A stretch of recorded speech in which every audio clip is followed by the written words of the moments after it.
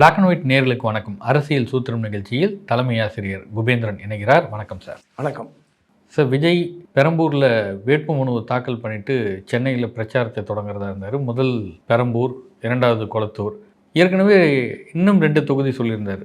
வில்லிவாக்கம் 1, அண்ணா நகர் 2 தொகுதியோடையே கிளம்பிட்டார். 2வது தொகுதியில் ஒரு 2-3 நிமிஷம் தான் உரையாற்றினார் அப்படின்னு சொன்னாங்க.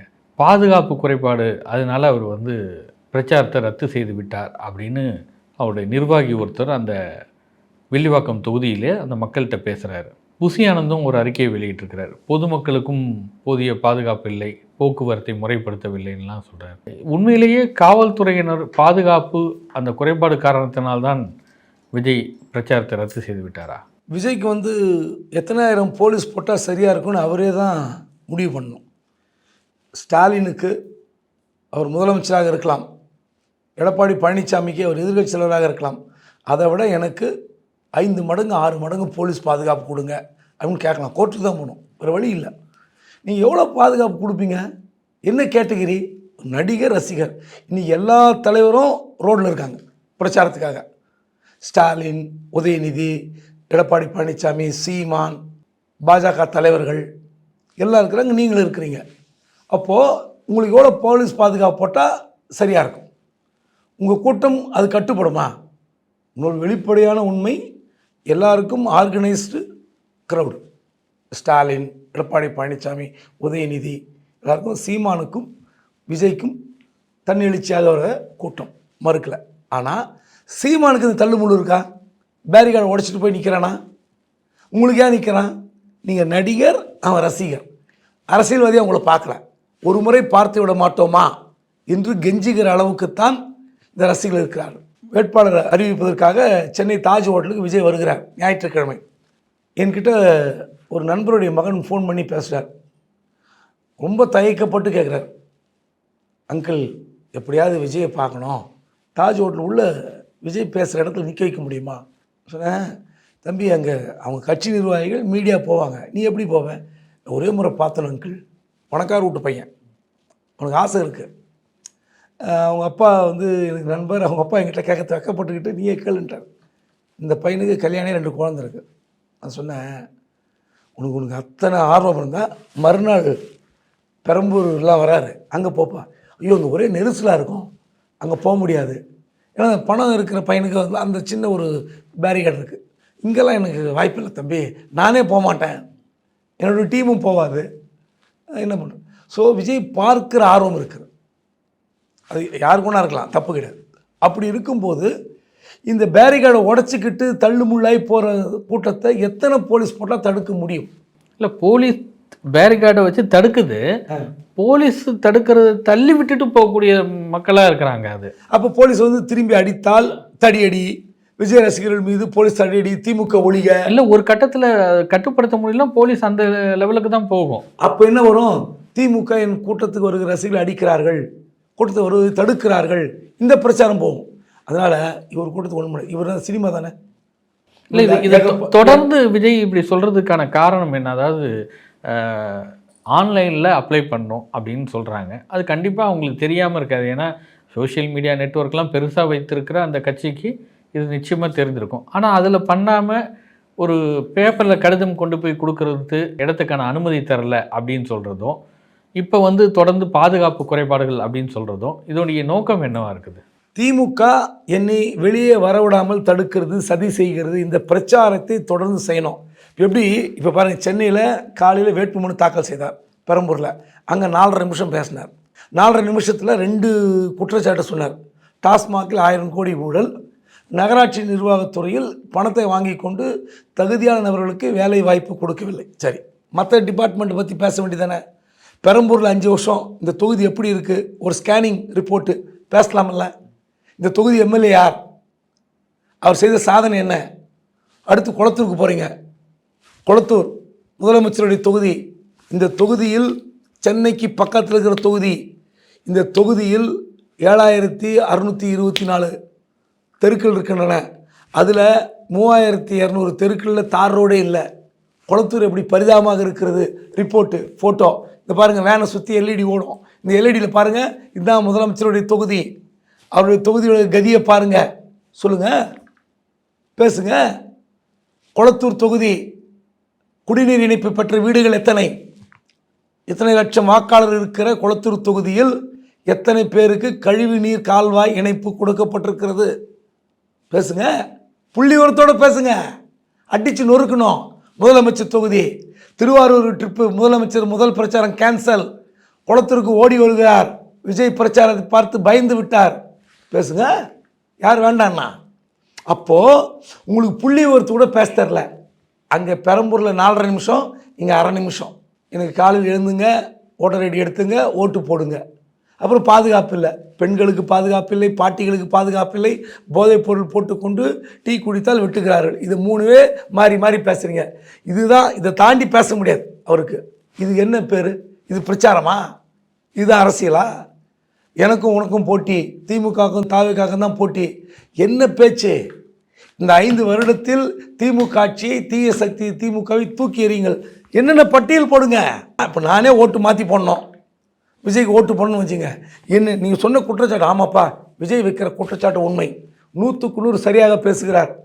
அந்த மனதை மாற்றக்கூடிய அளவுக்கு உங்ககிட்ட பேச்சு திறமை இருக்கா? இல்லையே. திரும்ப திரும்ப தேஞ்சு போன ரெக்கார்டு மாதிரி 3 விஷயம். பெண்கள் பாதுகாப்பு இல்லை, பாட்டிக்கு பாதுகாப்பு இல்லை, கஞ்சா போட்டுக்கு. இதுக்கு முன்னாடி நடக்கலையா? இது தப்பு தான். திமுக ஆட்சி நடந்தது, எந்த ஆட்சி நடந்தாலும் தவறு தான். மற்ற ஆட்சி நடக்கலையா? அதிமுக ஆட்சி நடக்கலையா? ஜெயலலிதா ஆட்சி நடக்கலையா? கலைஞர் ஆட்சி நடக்கலையா? காமராஜ் ஆட்சியில் கொலை நடக்கலையா? யார் ஆட்சியில் கொலை நடக்கலை?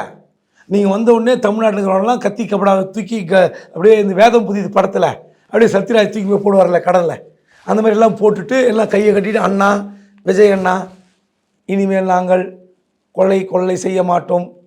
என்ன பண்ண போகிறீங்க? போட்டுருவோம் எல்லாத்தையும். சும்மா சினிமா மாதிரியே பேசிட்டு இருக்கக்கூடாது. பாதுகாப்பு இல்லை. இப்போ 2 தொகுதி ரத்து பண்ணிட்டார்ல. இப்போ என்ன தெரியுமா? திமுக சதி செய்கிறது. திமுக இந்த போலீஸ் கையில் வைத்துக்கொண்டு ஏமாற்றுகிறது. இப்போ பாரு, அண்ணா நகரில் கேன்சல், வில்லிவாக்கத்தில் கேன்சல். அங்கே இருக்கிற பெண்கள் அதை பேட்டி கொடுக்குறாங்க. 3 மணி நேரமாக காத்துட்ருக்கோம், 4 மணி நேரமாக காத்துட்ருக்குறோம், விஜய் வருவார்னு பார்த்தா வரல, எங்களை ஏமாத்துறாரு. சரி, அதில் ஒரு பொண்ணு சொல்லுது, இல்லை வர விடாமல் தடுத்துட்டாங்கன்னு. இன்னொரு பெண். அப்போ இன்னொரு பொண்ணு சொல்லுது, ஏம்மா நமக்காக போலீஸ் காத்திருக்கிறாங்கல்ல, அப்போ போலீஸ் அங்கே நிற்கிறாங்கல்ல, விஜய் வரவிடக்கூடாது, விஜய் வரமாட்டான்னு திமுக சதி செய்யுன்னா போலீஸ் கலைஞ்சி போயிடணுமே. அப்போது நீங்கள் என்னென்னா, இவருக்கு 2-3 மணி நேரத்துக்கு மேலே ஒரு ஸ்பாட்டில் இருக்க முடியாது. ஷூட்டிங் ஸ்பாட் கிடையாது, கேரவுனில் உள்ளே பூந்துக்க முடியாது. காலையில் 8 மணிக்கு கிளம்புனவர், ஐயோ பார்த்துருப்பார், என்னடா இது இன்னும் 2 தொகுதியா, ஆனந்த் சரி வராது, கேன்சல் பண்ணுங்கள், பாதுகாப்பு சரியில்லைன்னு அறிக்கை கொடுங்க, முடிஞ்சு போச்சு. பிரச்சாரமும் ஒரு வலிமையான பிரச்சாரமாக இல்லை. நீங்கள் 2 இடத்துக்கு போங்க, வில்லிவாக்கத்துக்கு போங்க, அண்ணா நகருக்கு போங்க, என்ன பாதுகாப்பு இல்லைன்னு பாருங்கள். என்ன குடிமொழிக்கு போச்சு? நீங்கள் போனாதானே தெரியும் போலீஸ் அங்கே இருக்கா. இந்த தேர்தல் கமிஷன் மீது சொல்லுங்கள், சார் எனக்கு பாதுகாப்பு கொடுக்க வேண்டிய தேர்தல் கமிஷனா திமுக அரசாங்கமா?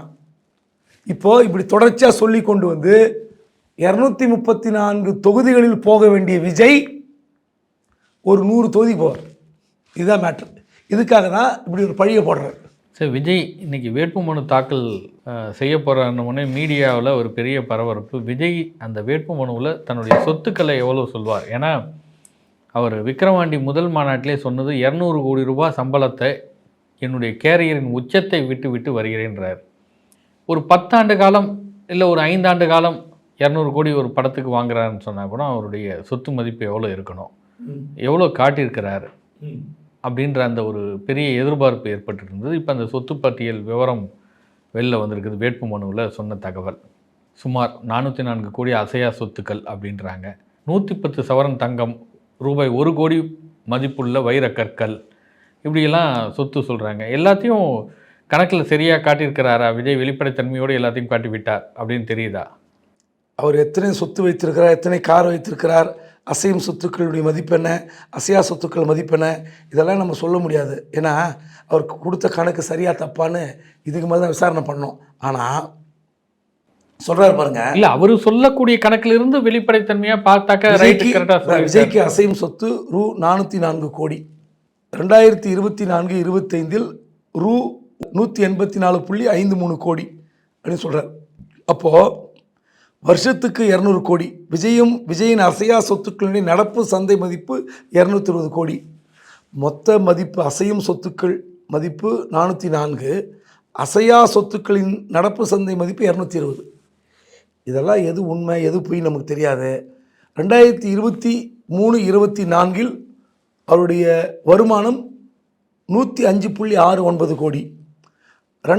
அதுக்கு முந்தைய ஆண்டு 2022-23 198.71 கோடி வருமானம். இப்போது பெரிய உச்சத்திலிருந்து வருகிறேன் அப்படின்னு சொன்னார். 200 கோடி வருமானம், 1000 கோடிலாம் சொன்னாங்க. எது உண்மை எது பொய்ன்னு நமக்கு தெரிய வேண்டாம். இது ஒன்றும் அவர் சொத்தெல்லாம் விற்று அரசியலுக்கு கொண்டு வந்து போட வேண்டாம். என்ன அவர் நான் உங்களுக்காக வரேன், வலியை தாங்கிக் கொள்கிறேன்றார். என்ன வலி சொல்லுங்க. இதான் வலி. அவருக்கு என்ன வலி? அரசியலுக்கு வந்தால் என்ன வலி கண்டார்? இல்லை, மக்களுக்காக ஏதாவது செலவு பண்ணியிருக்கிறது அதை வச்சு வேண்டான்றேன். உங்கள் சொத்தை விற்று எதுவும் நீங்கள் பண்ண வேண்டாம். இதுவரை விக்கிரவாண்டி தொடக்க விழா மாநாடு, மதுரை மாநாடு, எல்லா மாநாட்டுக்கு செலவு எதாவது அறிவிச்சிருக்காரா? இதற்காக இவ்வளோ செலவு என் சொந்த பாக்கெட்லேருந்து போட்டிருக்கேன், 10 காசு நான் யார்கிட்டையும் வசூல் பண்ணல சொன்னாரா? சொல்லுங்கள், எதாவது சொன்னாரா? சொல்லலை. சரி, இப்போ வலின்றது என்ன வலி? எங்கேயாவது பிரச்சாரத்துக்கு திமுகவினர் கல் எடுத்து உங்கள் வண்டியை அடித்து உடைச்சி சட்டையை கிழித்து ரோட்டில் ஓட விட்டாங்களா? திமுகவினர் உங்களுக்கு எதாவது பண்ணாங்களா? அல்லது உங்கள் வீடு பூந்து அடித்தாங்களா? கட்சி ஏன் தொடங்குனீங்க அடித்தாங்களா? ஏதாவது கலவரம் பண்ணாங்களா? இல்லை. சரி, கரூரில் 41 பேர் செத்து போனாங்க. கைது செய்து திருச்சி மத்திய சிறை அல்லது சென்னை புழல் சிறை ஒரு 25 நாள் ஜெயில் இருந்தீங்களா? ஜெயிலில் இருந்தேன், சாப்பாடு போடல, என்னுடைய அறையில் பல்லி வந்தது, பாம்பு வந்தது, புறான் வந்தது, தேள் வந்தது, எலி வந்தது, எல்லாமே திமுகவுடைய சதி. சிறையில் அனுப்பி பாம்பு பல்லி விட்டு என்னை கடிக்க செய்தார்கள். செஞ்சாங்களா? இல்லை. உங்களுக்கு என்ன வலி, என்ன வேதனை, என்ன வலி சொல்லுங்கள்.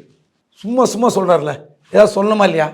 தமிழ்நாட்டு மக்களுக்காக இத்தனை வலிகளை தாங்கி கொண்டேன்னா எப்படி எடுத்துக்கிறது? மொத்தம் புரோடா. இவ்வளோ பெரிய உச்சத்தை விட்டவர்னா வாங்க, அரசியலுக்கு வாங்க. நீங்கள் திமுகவுக்கு மாற்று கொள்ளையடிக்கிற ஸ்டாலினை அகற்றப் போகிறேன், வாங்க செய்யுங்க. ஓட்டு போட்டோம், என்ன செய்ய போகிறீங்க? ஒன்றும் கிடையாது.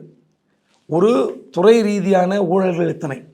இந்த திமுக ஆட்சி 5 வருடத்தில் அவர்கள் செய்யாத சாதனைகள் என்னென்ன, சொல்லிவிட்டு செய்யாத திட்டங்கள் என்ன, பட்டியல் போடுற தெரியல உங்களுக்கு.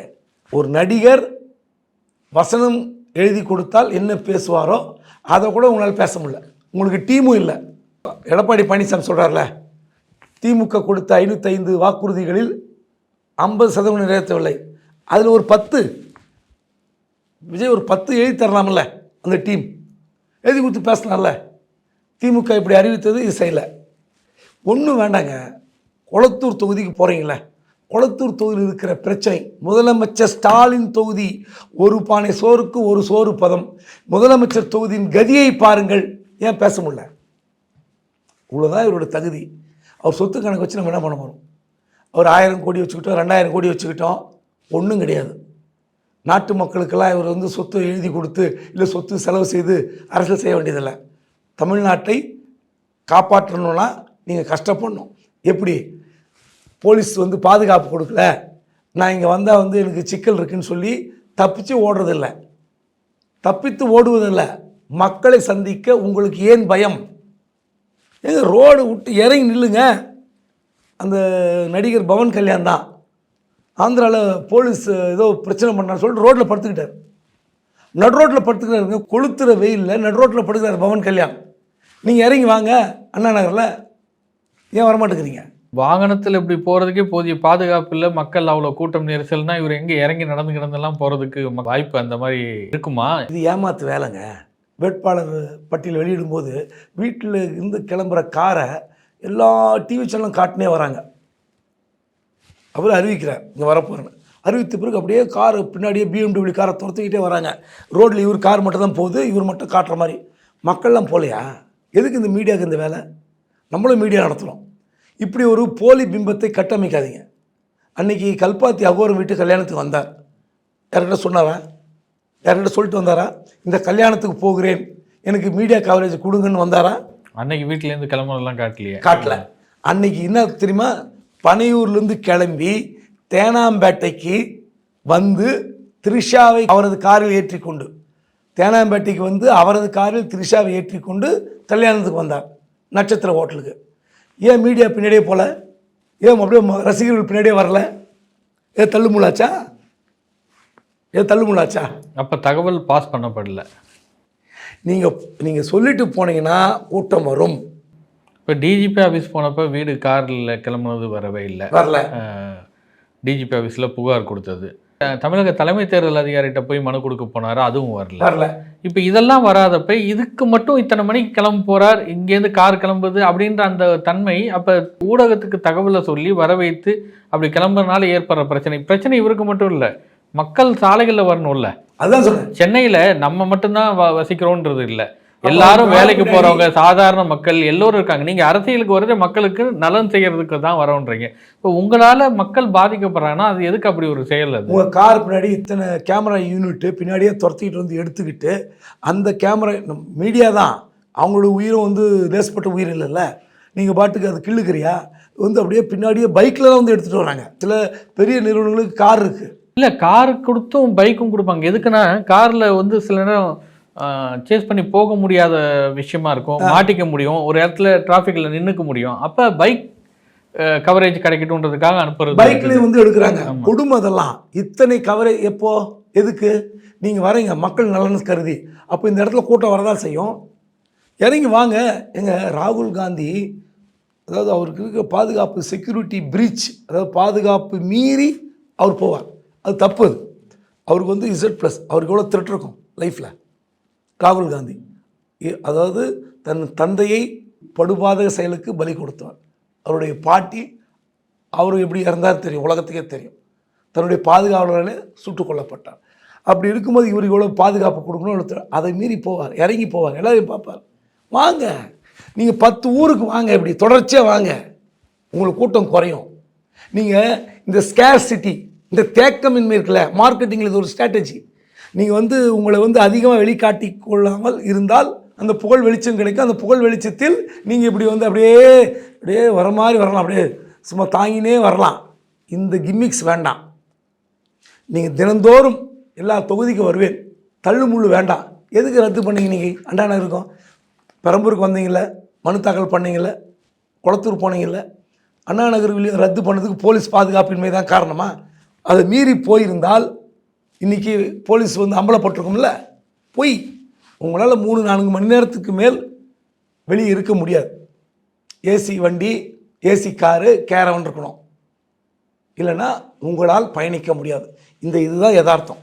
விடுதலை சிறுத்தைகள் கட்சியில் வேட்பாளர்கள் அறிவிக்கப்பட்டிருக்காங்க. திருமாவளவன் எம்பியாக இருக்கார், ஆனால் எம்பியை விட்டுட்டு மாநில அரசியலுக்கு கவனம் செலுத்த வருகிறேன் அப்படின்றார். கொஞ்சம் அரசியலில் மாற்றங்கள்லாம் இருக்கும் இந்த தேர்தலில், ரொம்ப முக்கியமான காலகட்டம், அதனால் நான் வந்து காட்டுமன்னார் கோவிலில் போட்டிக்கிறேன்னு சொல்லி அனௌன்ஸ் பண்ணியிருக்கார். ஏன் திடீர்னு இந்த முடிவு எடுத்திருக்கிறார்? விடுதலை சிறுத்தை கட்சியுடைய தலைவர் திருமாவளவன் அவருடைய கட்சியில் உள்கட்சி பிரச்சனை பெரிதாக வெடித்து விட்டது, அதை சமாளிப்பதற்காக இப்படி ஒரு முடிவு எடுத்தார் அப்படின்னு ஒரு தகவல். அதாவது கடந்த முறை சட்டமன்ற உறுப்பினராக இருந்தவர்களுக்கு மீண்டும் வாய்ப்பு கொடுக்கணும் அப்படின்னு ஒரு குரூப்பு, மெஜாரிட்டி குரூப்பு கொடுக்கக்கூடாது. கன்னியாகுமரியில் பிறந்த ஆளுர் ஷாநவாஸ் நாகப்பட்டினத்தில் எம்எல்ஏவாக இருக்கிறார். சென்னை சைதாப்பேட்டையில் பிறந்த SS பாலாஜி திருப்பூரில் எம்எல்ஏவாக இருக்கிறார். இவங்க 2 பேரும் பொது தொகுதி, மற்றவங்க 4 பேரும் தனித்தொகுதி. இவர் என்ன சொல்கிறாருன்னா, தனித்தொகுதி கொடுத்தால் தனித்தொகுதியில் நம்ம ஜாதிகாரர் நிறுத்துங்க அப்படின்னு எங்கள் கட்சிக்காரர் வலியுறுத்துறான்னு ஏற்கனவே சொல்லியிருக்கார். இவருடைய இயக்கம் வலிமையாக இருக்க வேண்டும் என்ற ஆசை திரும்ப இருக்கும். ஆனால் பொது தொகுதி ஏன் கேட்டு வாங்குறீங்க? உங்கள் கட்சி மற்றவர்களுக்குமான கட்சியாக இருக்க வேண்டும், மற்றவர்கள் உங்களுக்கு ஓட்டு போடணும். 2 பொது தொகுதி கேட்டு வாங்கும்போதே அந்த நோக்கம் வந்து அப்படி தான் இருக்கணும். ஆனால் யாருக்கு கொடுக்கணும் யாருக்கு கொடுக்கணும் நீங்கள் முடிவெடுக்கலாம். திடீரென்று எம்பியாக இருந்து கொண்டு எம்எல்ஏக்கு வருகிறார். உள்கட்சி பிரச்சனையை சமாளிக்க முடியவில்லை என்பது வேறு. ஆனால் அவர் வெளியிட்ட அந்த வீடியோ இருக்குல்ல, அந்த வீடியோ கூர்ந்து கவனிங்க. 2026 சட்டமன்ற தேர்தலுக்கு பிறகு தமிழ்நாட்டில் ஒரு கணிசமான அரசியல் நகர்வுகள் இருக்கும்.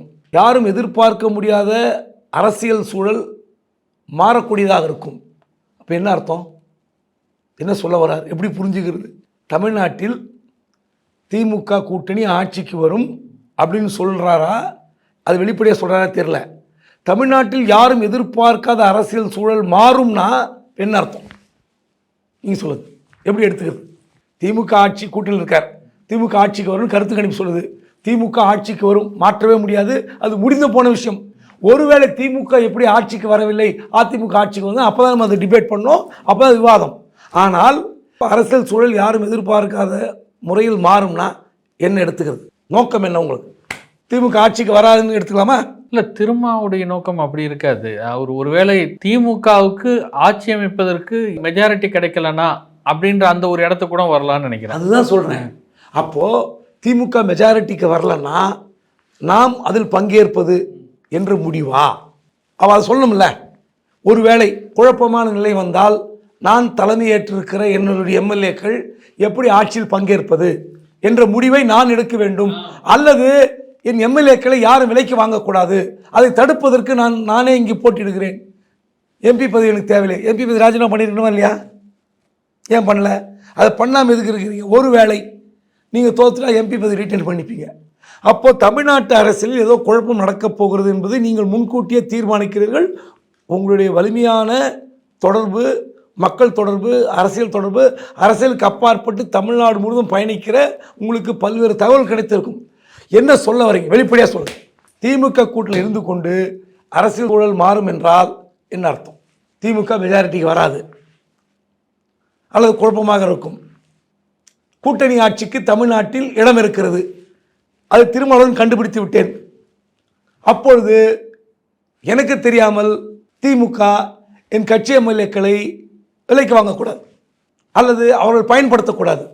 அதன் அர்த்தம் நான் என்னோட கருத்தை சொல்கிறேன். இல்லை, அதாவது ஒருவேளை திருமாவுக்கு எளிதாக கணிக்கக்கூடிய விஷயம் இந்த தேர்தலில் இல்லாமல் இருக்கலாம். ஏன்னா போட்டிகள் என்பது வந்து அதிகமாக இருக்கிறது. இன்னொரு பக்கம் அவர் வந்து சொல்கிறது வந்து மதச்சார்புடைய ஒரு வலதுசாரி நெருக்கடி இருக்குது, அது தமிழ்நாட்டை சூழ்ந்து இருக்குது, அதுக்காக தான் கை கோத்திருக்கிறோம் திமுகவுடன்றதும் அந்த வீடியோவில் பதிவில் சொல்கிறார். எல்லா பக்கமும் பார்த்தா திருமாவளவனுக்கு இருக்கக்கூடிய பெரிய சந்தேகம் இல்லை தன்னுடைய கட்சி அவர் நிலைநிறுத்தி கொள்வதற்கு நீங்கள் சொல்லக்கூடிய காரணங்களில் வலுவாக இருக்கிறனால அவர் வந்து நிச்சயமாக நம்ம தமிழ்நாடு அரசியலில் மாநில அரசியலில் இருக்கணும், கட்சியை நம்ம அப்போ தான் சரியாக கொண்டு போக முடியுன்ற அந்த எண்ணத்துக்கு தான் வந்திருக்கிறாரு. இந்த இடத்துக்கு வந்தீங்களா? ஆமாம், இது சரியான இடம். இவர் டெல்லியில் எம்பியாக இருக்கிறார். எவ்வளோ நாள் இருக்கார்? அதிகபட்சம் ஒரு 40 நாள், 50 நாள், 365 நாட்களில் 60 நாள் வைங்க, 300 நாள் தமிழ்நாட்டில் இருக்கார். தமிழ்நாட்டில் தொடர் கூட்டம், தொடர் பிரச்சாரம், தொடர் மேடைகள், இங்கே தொடர் கூட்டங்கள் எல்லாத்துலேயும் பங்கேற்கிறார். அப்போ 300 நாள் தமிழ்நாட்டில் இருந்து அரசியலை கூர்ந்து கவனிப்பவர், அரசியல் இயக்கத்தை தொடர்ந்து நடத்துபவர், தன் இயக்கத்தை மாநாடு, பொதுக்கூட்டம் என்றெல்லாம் அரவணைத்து செல்கிறவருக்கு என்ன பயம்? என்ன பயம்? கரெக்டாக சொல்லுங்கள். இல்லை, என்ன பயம்ன்றது வந்து திருமாவளவன் கட்சியில் இருக்கக்கூடிய விஷயங்கள். இப்போ இந்த சீட் ஷேரிங்லேயே பிரச்சனைகள் வரும்போது விமர்சனங்கள் வந்தது என்ன இருக்குது? திருமா கட்சியில் இருப்பவர்கள் எத்தனை பேர் திமுகவிற்கு சாதகமாக இருக்கிறார்கள்? அது வந்து பாருங்க, இப்போ ஆளுநர் ஷானவாஸ் திமுக உறுப்பினர் போல் செயல்படுகிறான்னு அவங்க கட்சியில் சொல்லலாம். திருமாவுக்கு தெரியுமில்ல, திருப்பூரூர் பாலாஜி திமுக ஆதரவாக செயல்படுகிறாருன்னு அவங்க சொல்லலாம், இல்லை அவங்க கீழே இருக்கிறவங்க சொல்லலாம். அவருக்கு தெரியுமில்ல அவர் கட்டுப்பாட்டில் இருக்கிறார்களா இல்லையா. இந்த முறை 5 வருஷம் தான் எம்எல்ஏ, இதுக்கு முன்பு ஒரு எம்எல்ஏக்கள் இல்லை, முதல் முறை எம்எல்ஏக்கள். அதாவது மதசார்பற்ற சக்திகள் ஒன்றிணைய வேண்டும், மத சார்புள்ள சக்திகள், வலதுசாரிகள் தமிழ்நாட்டில் கால் ஊன்றக்கூடாது என்பது திருமாவுடைய ஆசை. ஆனால் உண்மையான பயம் நான் சொல்லட்டுமா? விஜய் தமிழ்நாட்டில் கால் ஊன்றிவிட்டால் தலித் மக்கள் அவருக்கு வலிமையான ஆதரவை கொடுத்து விடுவார் என்ற அச்சம் அவருக்கு இருக்கிறது. இந்த அச்சம், முதல் அச்சம் இந்த முறை இந்த தேர்தலில், அது குறிப்பாக வட மாவட்டத்தில் பெரும்பான்மையாக விடுதலை சிறுத்தை கட்சிகள் பலமாக இருக்கிற வட மாவட்டங்களில் அவருக்கு ஒரே பயம், தன்னுடைய இயக்கத்தை சார்ந்தவர்கள் அல்லது தன் சமூகத்தை சார்ந்தவர்கள், ஒடுக்கப்பட்ட விளிம்பு நிலை மக்கள் இந்த முறை விஜய் ஆதரித்து விடுவார்கள். இந்த பயம் இருக்கிறது, முதல் பயம். இல்லை, இந்த பயத்தை அவர் வெளிப்படுத்திருக்கிறாரு பொதுக்கூட்டத்திலேயே பேசும்போது. அப்போ நான் இப்படி உங்களை போதிச்சுட்டு ஒரு வழி நடத்திட்டு வரேன், ஆனால் நீங்கள் எதுவுமே இல்லாத ஒரு கூட்டத்துக்கு பின்னாடி போகிறன்றது வருத்தம் அளிக்கிறன்றது அவர் சொல்லியிருக்காரு. அப்படி ஒரு பயம் அவருக்கு இருந்து அதற்காக ஒரு திருமாவளவன் மாநில அரசியலில் இருக்கணும்னு நினைத்தாருனாலும் அது பெரிதாக தவறுன்னு சொல்லிட முடியாது. ஏன்னா கட்சியை பலப்படுத்த வேண்டிய கட்டாயத்தில் ஒரு இருக்கிற அரசியல் தலைவர் தன்னுடைய ஸ்ட்ராட்டஜியை முதல்ல சொல்லணும்னு அவசியம் இல்லை. எனக்கும் தெரியும். நான் ஏன் முதல்ல போட்டியிடவில்லை அப்படின்னா நான் கேட்கல. அவருடைய போட்டியை முதலில் அறிவித்திருக்க வேண்டும் அப்படின்னு நான் சொல்லவே இல்லை. அது ஒரு ஸ்ட்ராட்டஜி. காட்டுமன்னார் கோயில் திருமாவளவன் போட்டியிடுகிறேன் ஒரு பூஸ்ட் தரும் இயக்கத்துக்கு. இப்போ கட்சி ஒரு பெருமையாக வலிமையாக அது சொல்ல. ஆனால் முதல் பயம் அவர் விஜய்க்கு. இரண்டாவது, தன்னுடைய சட்டமன்ற உறுப்பினர்கள் தன் மீது வைத்திருக்கிற விசுவாசத்தை விட திமுக தலைமை மீது விசுவாசம் கொண்டிருக்கிறார்கள் அப்படின்னு கீழே இருக்கிற கட்சியினர் சொல்வதை அவர் ஏற்கிறாரா இல்லையா? ரெண்டாவது பயம். ஆமாம். அதாவது திமுக, அதாவது தாவேக்கா திமுகவுடன் கூட்டணி வைக்காவிட்டால் விஜய் பக்கம் போனால் விசிகா உடையும் அப்படின்னு பல பேர் பேசினாங்க. நான்லாம் பேசவே இல்லை. அப்படி நான் எந்த கட்டத்திலும் பேசலை. இன்னும் சொல்ல போனால் நான் என்ன சொன்னேன், தேமுதிகவுக்கு ஒரு எம்பி கொடுத்ததுக்கு பதிலாக அதற்கு முன்பாக சொன்னது, விடுதலை சிறுத்தை கட்சிக்கு ஒரு ராஜ்யசபா கொடுக்கணும் தலைமை விரும்பியது. அதை நான் வலியுறுத்தி இருக்கிறேன். ஏன்னா தமிழ்நாட்டில் ஒரு ராஜ்யசபா சீட்டு ஒரு தலித் இயக்கங்களுக்கு ஒரு பெரிய திராவிட கட்சி கொடுக்கிறது என்றால் இதுதான் முதல் முறை. உண்மையிலே திமுக அதை செய்திருக்க வேண்டும். அந்த ஓட் டிரான்ஸ்ஃபரிங் அவங்களுக்கு 5000 10,000 18,000 24,000 விடுதலை சிறுத்தையினுடைய தொண்டர் பலம் அப்படியே ஓட் டிரான்ஸ்ஃபர் ஆகிறதுக்கு பெரிய வாய்ப்பு இருந்தது. அது திமுக தலைமை கோட்டை விட்டது. தேமுதிக அதிகமாக கொடுத்தது. இந்த தலித் மக்கள் திடீரென்று விஜய் ஆதரிக்கிறார்கள், தன்னுடைய கட்சி எங்கே கரைந்து போய்விடும் என்ற பயம், அந்த பயத்தை வெளிப்படுத்தியிருக்கலாம். ஆனால் அவர் என்ன சொல்கிறாருன்னா, தமிழ்நாட்டில் அரசியல் சூழல் எதிர்பாராத நிலைக்கு போகும் என்றால் தான் சார்ந்திருக்கிற கூட்டணி மீதே அவர் சந்தேகப்படுகிறார் என்று தான் நான் புரிஞ்சுக்கிறேன். அப்படி எல்லாம் புரிஞ்சுக்கிறாங்க. அப்போது தமிழ்நாட்டில் ஏதோ கூட்டணி ஆட்சி வரப்போகிறது, இந்த நேரத்தில் நான் முடிவெடுக்க வேண்டிய கட்டாயத்தில் இருக்கிறேன் அப்படின்னா திமுக கம்ஃபர்டபுளாக ஜெயிக்கும், திமுக ஆட்சிக்கு வந்துவிடும் என்பது அப்போ பொய் தானே? அப்போ அதை நீங்கள் ஏற்க மறுக்கிறீர்கள். அதன் அர்த்தம் இது திமுக கூட்டணி நெருக்கடி தரும், இவருடைய போட்டி நெருக்கடி தரும், எதிர்க்கட்சிகள் வேறு மாதிரி விமர்சனம் வைக்கும். அதெல்லாம் விட்டுருங்க, அது எதிர்க்கட்சி அரசியல் சொல்லிக்கலாம். ஆனால் நீங்கள் திமுக கூட்டணியில் எம்பியாக இருக்கிறீர்கள், நான் எம்பி பதவியிலிருந்து விலகி எம்எல்ஏ ஆக போகிறேன், ஒரு வார்த்தையை சொல்லலாம்ல நட்பு ரீதியாக. நான் இப்படி கேட்குறேன், சொல்லாமல் இல்லையா தலைமைக்கு, சார் நான் ராஜினாமா பண்ணலான்னு இருக்கேன். ஏன்னா திமுக சார்பில் நின்ற எம்பி தொகுதி, வெற்றி பெற்ற தொகுதி, அது எதுவும் சொல்லணும்னு கேட்கல. நீங்கள் திமுக கூட்டணி இருக்கும்போது சொல்லியிருக்கலாம். திடீர்னு சொல்லும்போது திமுக தலைமை அதிர்ச்சி அடைகிறது, திமுக நிர்வாகிகள் தொண்டர்கள் அதிர்ச்சி அடைகிறார்கள். கேட்டால் பண்ருட்டி தொகுதி எனக்கு கேட்ட தொகுதி கொடுக்கவில்லை, கள்ளக்குறிச்சிக்கு ரொம்ப அடம் பிடிச்சாங்க, அரூர் எனக்கு கொடுக்கல, எனக்கு பல்வேறு தொகுதிகள் கேட்டேன்னு கொடுக்கல. இது வேற. என்ன காரணம்னா அவருடைய வீடியோ 2 வீடியோ நீங்கள் பார்த்தோம். முதல்ல இந்த தொகுதி உடன்பாடு ஏற்பட நமது இயக்கம் வலிமை பெறுவதை பலர் விரும்பவில்லைன்னு பேசியிருப்பார். அதுவே திமுக நெருக்கடி. அடுத்து கமலுக்கு ஏன் சீட்டு தரல, அவருக்கு 2 இடம் கொடுத்து அதே சின்னத்தில், அதாவது டார்ச்லைட் சின்னத்தில் நிற்க வைக்கணும்னு பேசினார். இதுவும் திமுக நெருக்கடி. 3வது நெருக்கடி இது. திமுகவுக்கு 3வது நெருக்கடியை நேற்று ஏற்படுத்தினார். 2 நெருக்கடி. முதல் வீடியோ அது. இந்த இயக்கம் வலிமை பெறுவதை பலர் விரும்பவில்லை. அடுத்து கமலுக்கு சீட்டு கேட்டது 3வது. பாருங்கள், கூட்டி கழித்து பாருங்கள். இது கூட்டணியில் குழப்பம் தருகிற செயலாக நான் பார்க்கிறேன். திருமாவுடைய ஸ்ட்ராட்டஜி என்ன நமக்கு தெரியாது, அவர் சொல்லாத வரை. எனக்கு தெரிந்து திருமா இன்னும் கொஞ்சம் வெளிப்படைத்தன்மையோடு நடந்திருக்கலாம், அல்லது நான் ஏன் நிற்கிறேன் என்பது வேறு விஷயமாக சொல்லியிருக்கலாம். தமிழ்நாட்டு அரசியலில் எதிர்பாராத சூழல் வரும்னா அது என்ன, அதுக்கு பல்வேறு விளக்கம் வியாக்கியானம் வரும். நான் சொன்ன வியாக்கியானம் ஏற்றுக்கொண்டால் ஏற்றுக்கொள்ளுங்கள், இல்லை என்றால் தள்ளி போங்க, அவ்வளோதான். நன்றி. நன்றி.